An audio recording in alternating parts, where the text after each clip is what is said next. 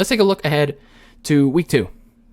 They're taking on the Philadelphia Eagles, who also won their first game of the season. And unlike the 49ers, they won it in convincing fashion. The Eagles went to Atlanta in week 1 and mercilessly destroyed the Falcons 32-6, taking down Matt Ryan and new head coach Arthur Smith. Second-year quarterback Jalen Hurts did well in his first week as the full-on starter. So no more Carson Wentz. It's the Jalen Hurts show in Philadelphia now. He threw for 3 touchdowns, no interceptions. So a mistake-free performance from Jalen Hurts.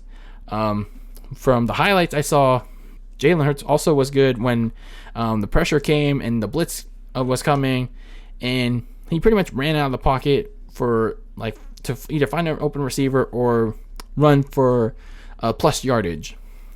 Receiver Devontae Smith also had an efficient day, eluding past the defenders, and he also got his first NFL touchdown. The offensive line for the Eagles was solid for the most part, and they kept their starting QB upright, and they also allowed some room for the running backs. And the Eagles secondary, their overall defense, had just about the entire receiving core on ice when it mattered most, and they pretty much got through the Falcons' offensive line pretty much with ease. They pretty much were able to sack Matt Ryan a few times. I'm not sure, but the Falcons were pretty much making a lot of self-induced mistakes because they were limited to just 6 points because they were making a lot of mistakes. So some keys to the victory for this Niners team: they have to pressure Jalen Hurts. You got Nick Bosa on the right side of the defensive line, and you got D Ford. I think he's on the left exterior interior line. Hopefully Javon Kinlaw will be ready to play against this team. These two had really solid games back from their injuries. They may have not had a field day against the Lions, but they were able to play big roles, both here and going forward. So they have to pressure Jalen Hurts, get as many sacks as possible, so they can limit their offense. The secondary has to do a better job in locking down their receivers, getting their assignments done, especially locking down Devontae Smith, Dallas Goedert, as well as Zach Ertz if he's still playing in this game.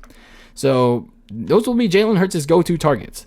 So you have to shut them down and let the rest of the defense take care of the other unprovens from the Eagles. And then, most importantly, you got to close out this game. If you're up big or you're up by a score and you have the ball in your hands in the fourth quarter, let's say 2-minute warning, you got to finish this game. You got to close out this game and get that first down so you can take a knee. Or if you're up big and the Eagles don't have really much sign of life to get back in this game, get the starters out of there. Get the starters out of there so they don't have a risk of injury, because we're 1 week in and we already have 2 major injuries. I don't understand Kyle Shanahan's infatuation of keeping starters well into the game when it's already over. Those kind of games, those big blowout games, keeping the starters in makes no sense. So overall, this first game against the Lions, I know it's a little bit of an overreaction, but hell, I have a right to overreact. So it is what it is.